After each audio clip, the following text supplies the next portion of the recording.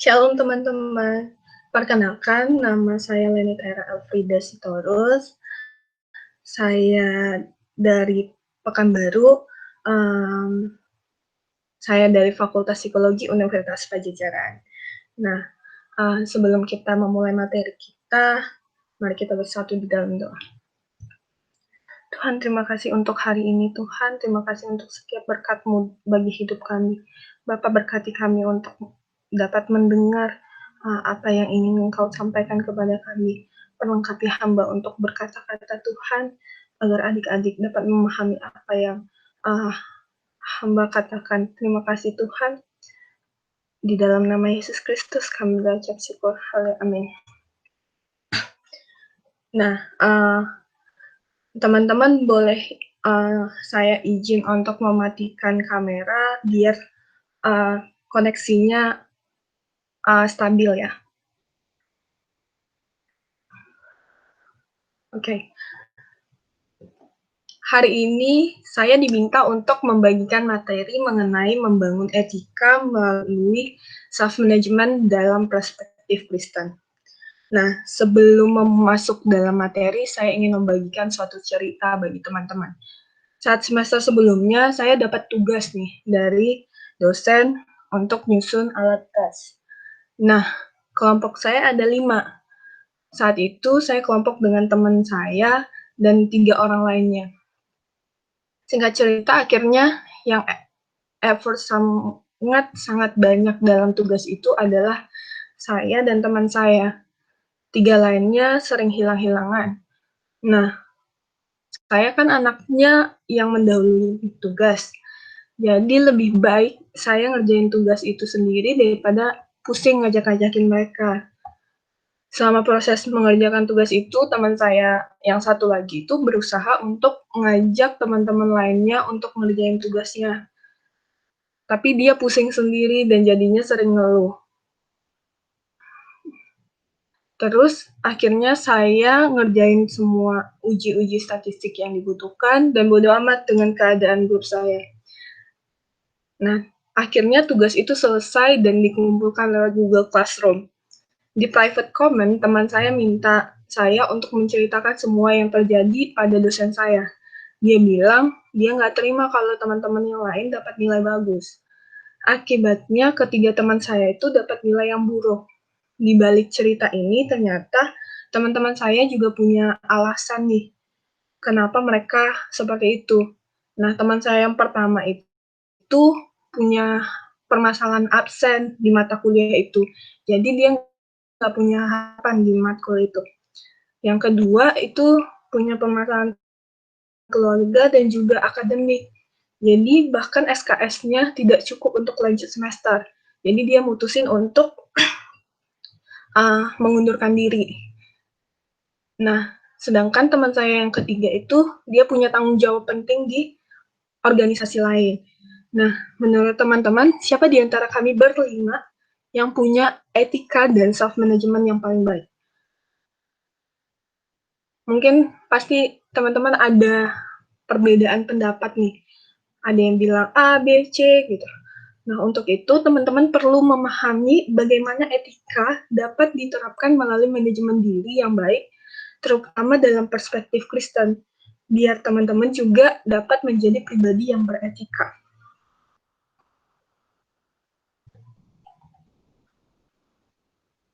Nah, apa sih self-management? Self-management adalah kemampuan untuk memahami diri sendiri, menjalankan inisiatif, menerima tanggung jawab, dan belajar dari pengalaman. Teman-teman memahami diri sendiri bukan hanya tahu nama saja, kesukaan, atau yang lainnya. Lebih dari itu, memahami diri berarti kita paham apa yang menjadi tujuan hidup kita, kenal apa yang kita inginkan, tahu apa yang menjadi dasar perbuatan dan tingkah laku kita, terus mengenal sikap, kelemahan, dan kelebihan kita. Kita mengenal diri kita sebagai eksistensi manusia yang seutuhnya. Lalu,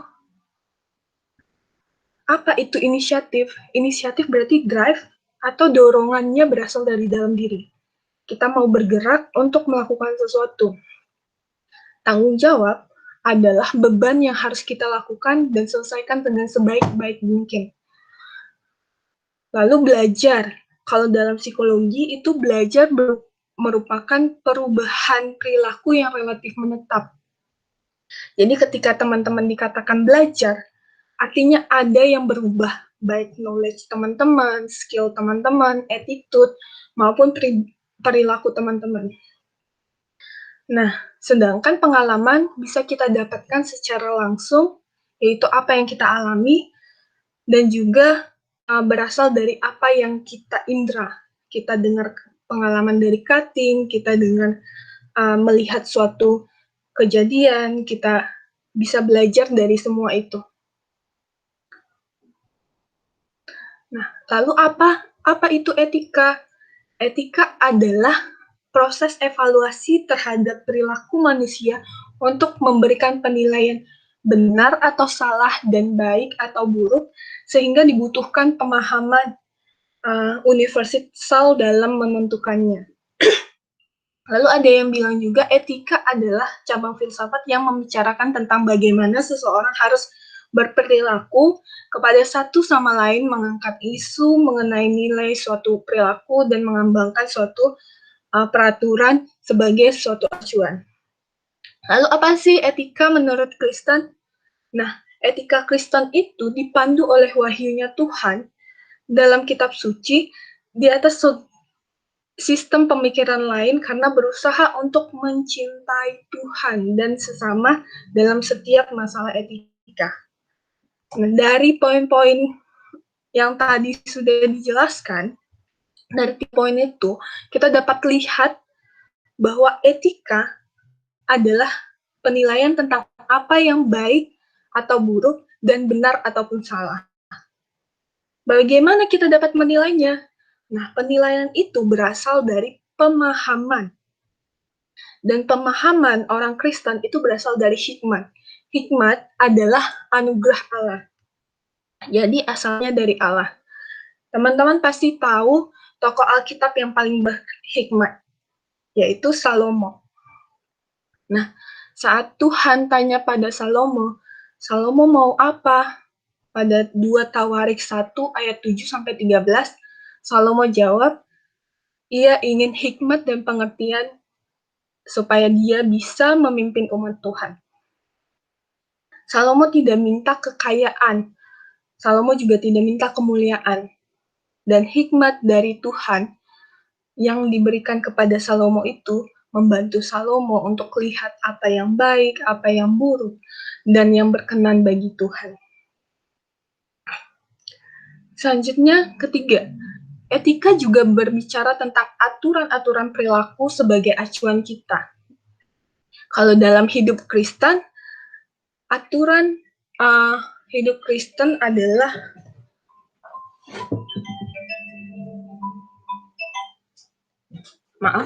aturan hidup Kristen adalah ketetapan-ketetapan Allah, yaitu apa yang Tuhan mau untuk kita lakukan. Bagaimana kita dapat tahu apa yang Tuhan mau? Kita harus kenal pribadi Allah terlebih dahulu. Contohnya, teman-teman pasti pernah dong ngasih kado sama teman atau orang spesial atau keluarga misalnya. Nah, teman-teman pasti ingin kado teman-teman itu dia sukai. Untuk tahu hal itu, maka teman-teman harus tahu dulu someone spesial itu seperti apa sih, sukanya apa, sehingga teman-teman bisa tahu, oh dia mah maunya kado A atau B gitu. Nah, pengenalan-pengenalan akan Allah akan kita dapatkan jika kita bergaul akrab dengan Allah dari sumber terpercaya. Sumber terpercayanya apa? Alkitab. Nah, selanjutnya, teman-teman pasti udah tahu lah dasar etika, dasar utama kekristenan itu adalah kasih. Kita tahu bahwa Allah kita adalah kasih. Yesus adalah bentuk kasih dari Allah yang nyata. Kita bisa lihat pada Yohanes 3 ayat 16. Di situ dikatakan bahwa karena begitu besar kasih Allah akan dunia ini, sehingga ia telah mengaruniakan anaknya yang tunggal, supaya setiap orang yang percaya kepadanya tidak binasa, melainkan beroleh hidup yang kekal. Allah memberikan teladan bagaimana kita harus mengasihi, yaitu kasih agape. Kasih agape adalah kasih yang tulus tanpa pamrih. Nah, Allah terlebih dahulu berinisiatif untuk mencontohkan perbuatan-perbuatan yang baik dan benar di dalam wujud Yesus Kristus. Nah, Yesus adalah teladan penerapan etika Kristen yang sempurna. Karena Yesus tidak berdosa, Yesus murni, Yesus juga kudus. Etika Kristen itu berasal dari Allah, sehingga dasarnya adalah firman Allah. Nah, apa sih tujuan etika Kristen? Kenapa kita harus beretika? Nah, yang pertama, kita harus beretika untuk mengejar keserupaan dengan Allah. Tadi saya katakan bahwa Yesus merupakan teladan etika yang sempurna bagi kita. Karena kita adalah imago Dei-nya Allah, gambaran Allah, maka sudah seharusnya kita berperilaku seperti apa yang Tuhan contohkan. Yesus katakan pada kita bahwa tuntutan kita dalam setiap aspek kehidupan kita, dalam perkuliahan, dalam relasi, adalah sempurna. Dalam Roma 12 ayat 2, dikatakan bahwa janganlah kamu menjadi serupa dengan dunia ini, tetapi berubahlah oleh pembaharuan budimu, sehingga kamu dapat membedakan manakah kehendak Allah, apa yang baik, yang berkenan kepada Allah, dan yang sempurna. Lalu yang kedua adalah sebagai bentuk ketaatan kepada perintah-perintah Allah. Yesus mengatakan bahwa jikalau kita menuruti perintahnya, kita akan tinggal di dalam kasih-Nya. Jika dirangkumkan perintah Allah dalam dua hal, teman-teman pasti tahu ini. Matius 22 ayat 37 sampai 40.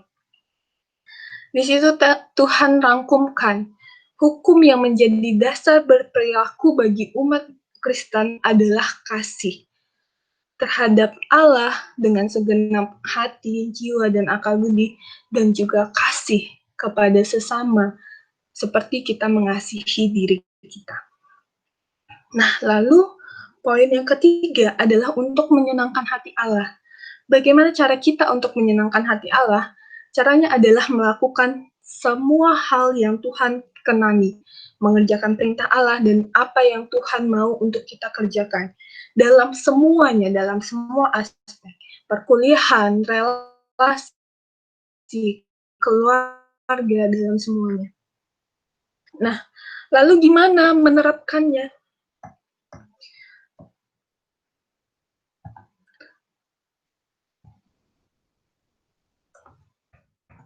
Gimana penerapan etika Kristen? Yang pertama, kepada yang lebih tua. Pada Imamat 19 ayat 32, dikatakan bahwa kepada orang yang lebih tua kita harus menaruh hormat. Ada banyak alasan kenapa kita harus hormat kepada orang yang lebih tua.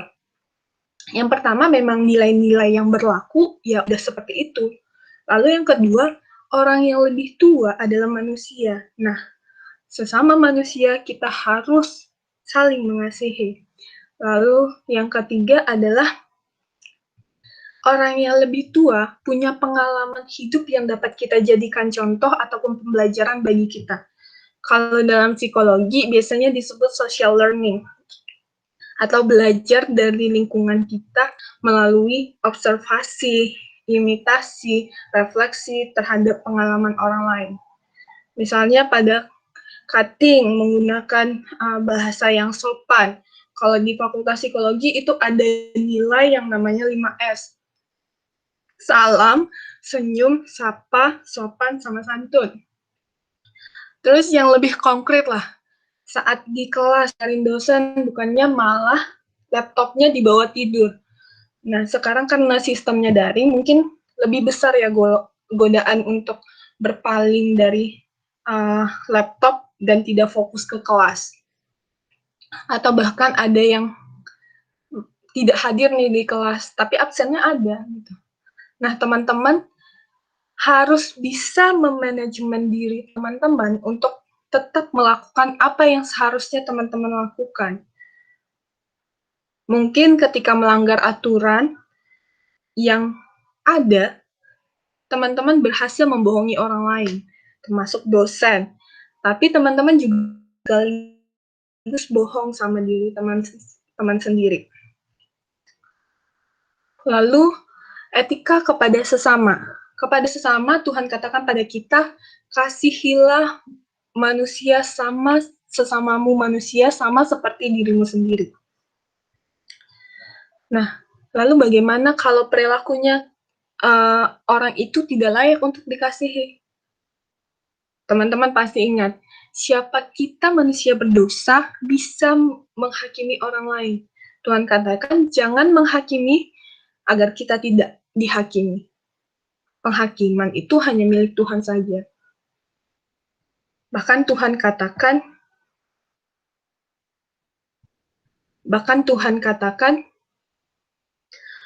kasihilah musuhmu, jangan membalas kejahatan dengan kejahatan, tetapi dengan kebaikan. Perbuatlah apa yang apa yang baik untuk dilakukan kepada sesama teman-teman. Seperti teman-teman mau diperlakukan dengan baik oleh orang lain, perbuatlah terlebih dahulu hal yang baik pada orang lain. Tapi bukan berarti kita berbuat baik untuk menerima balasan. Ingat, kasih yang Tuhan ajarkan itu adalah kasih agape, tidak menuntut balas.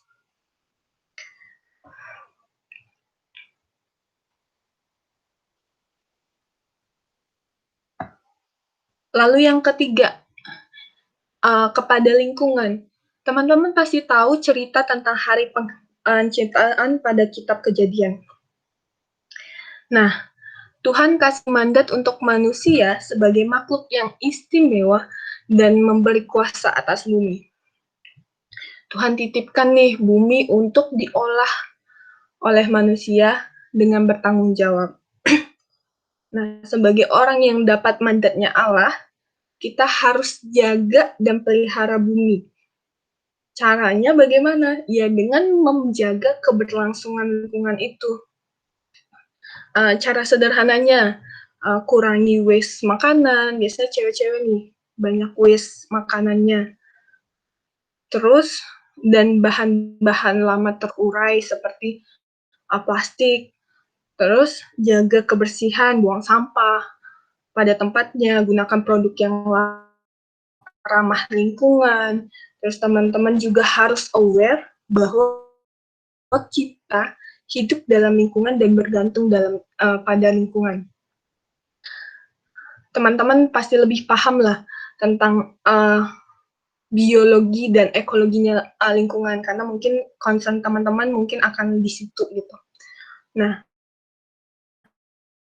mungkin ada generasi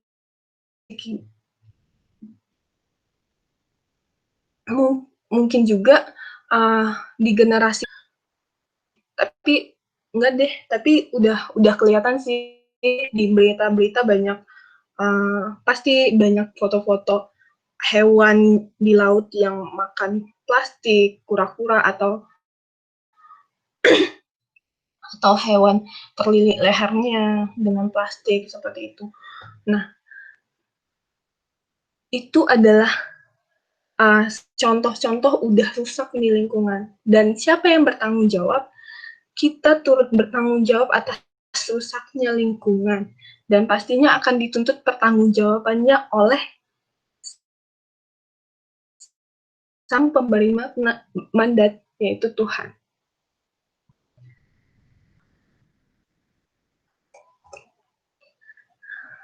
Nah, terakhir, sebagai kesimpulan, ayo kita pahami apa kakak tadi saya sudah katakan bahwa self-management adalah kemampuan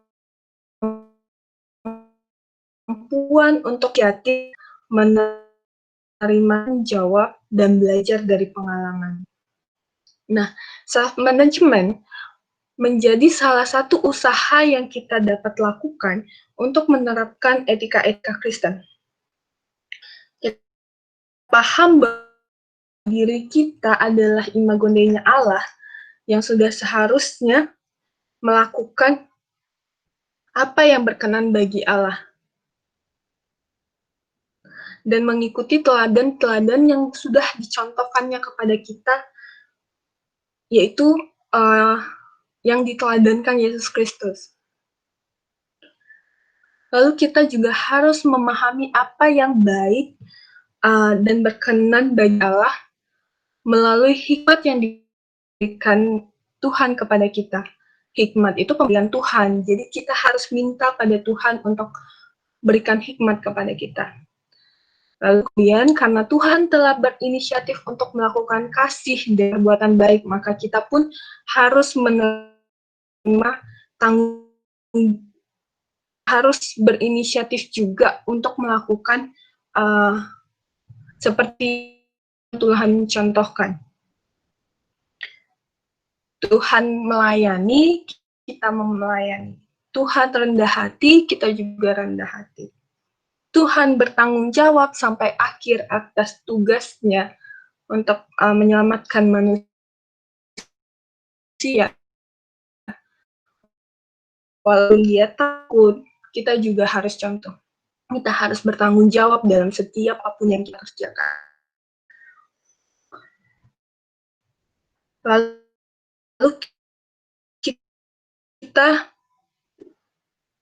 pembaharuan budi kita, mau belajar dari pengalaman-pengalaman yang ada, mau dibentuk dan mau dibina, mau belajar dari orang-orang sekitar.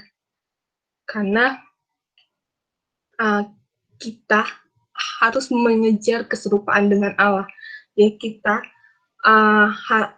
diharapkan memiliki etika Kristen yang benar dan dapat menjadi imago Dei-nya Allah yang sempurna.